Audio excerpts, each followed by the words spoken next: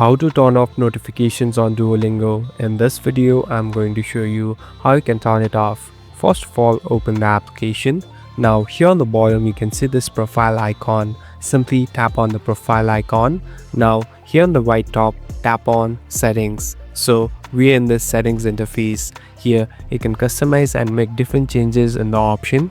Here on the third, you'll be able to see notification. Simply tap on it. Now here there are different subcategories to which you can disable. So firstly, tap on reminders, and here simply disable them by just tapping on them. So here there are different categorization to which you can simply disable.